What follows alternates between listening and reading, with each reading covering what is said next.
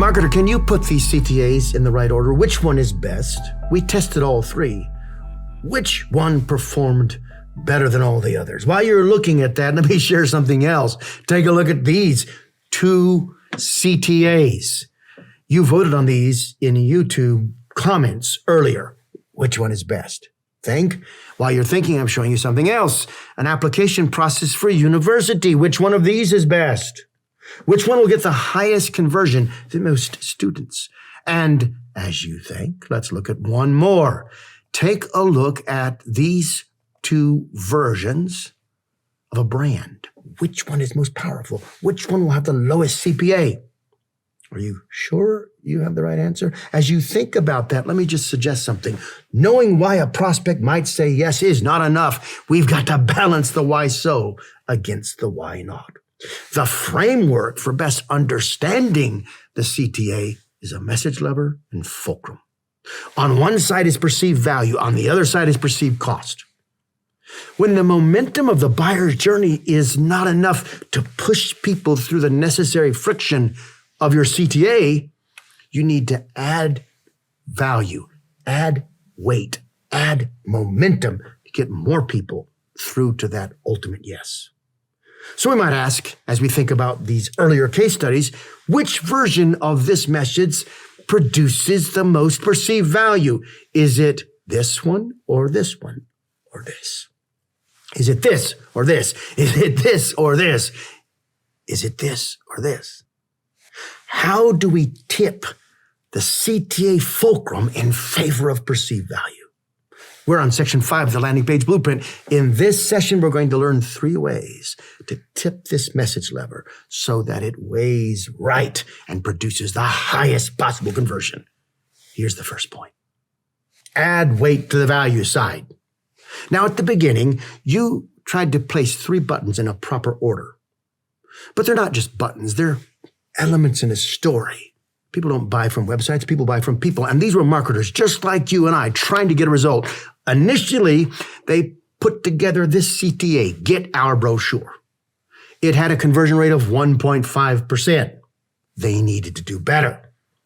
Well, I think someone realized that we're offering what we want them to do. We're not giving them what they're here for. So instead of saying, Get Our Brochure, they changed the words to check all our features. I don't like our. I sort of like all. Check feels like work. And features is sales language. But it doesn't have to be best. It only has to be better than the original. And it was. It produced a 2.5% conversion rate. But that wasn't good enough yet. Many of you are facing the same challenge. Stay with us because they kept thinking, kept working. They changed the word check to the word view.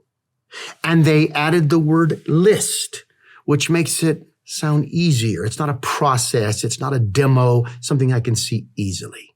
View Our Feature List produced a 300% improvement.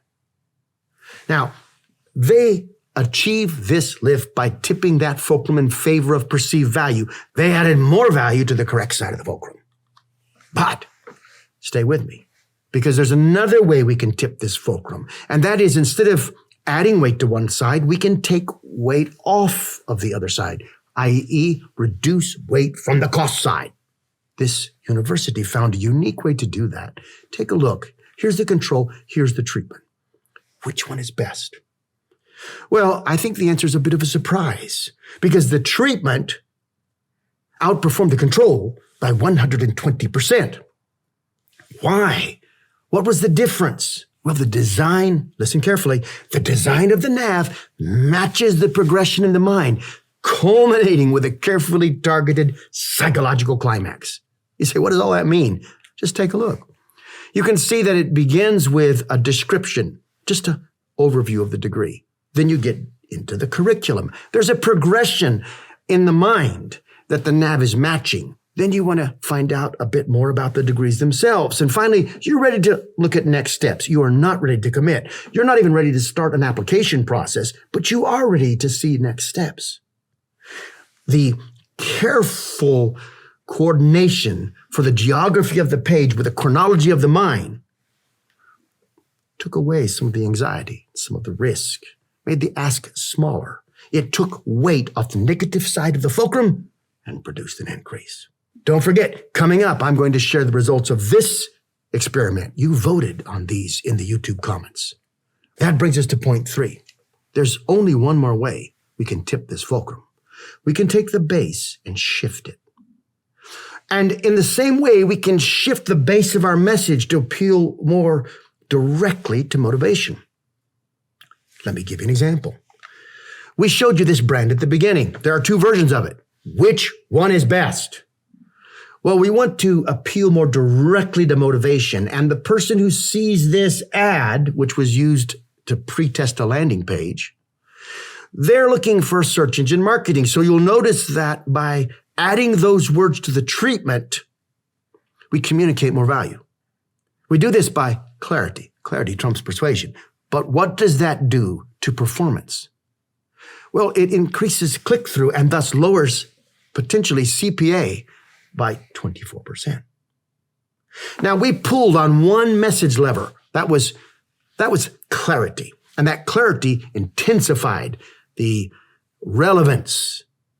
However, that's not the only lever we could pull. We could have pulled on the exclusivity lever, something in this ad that tells you something very unique that indicates they're the only place to get this solution. We could have peeled on the credibility lever, and in fact, we did. We wanted this ad to be even more believable, to endear more trust. So we added a third-party credibility indicator around the experiment again, but we didn't tell Matthew Post it's his agency, but we put the MECLABS seal on it. And guess what? Conversion went up by 72%. Now hold on for a second, because if that was simply a function of increasing credibility, then maybe we can improve it. So we doubled down. This time we took our seal off and we took an even more, way more well-known brand, the Better Business Bureau, and we took their seal and we put it on the test. What happened next? Conversion went up 252%. Why? Because we're pulling the right message lever, and in doing so, we're getting closer to the motivation and we're shifting the base of the fulcrum. So marketer, you can add perceived value, you can reduce perceived cost, or you can shift the essence of the message and align it even more tightly with motivation. In these ways, you increase momentum, and thus you increase revenue. Marketer, let's help each other out.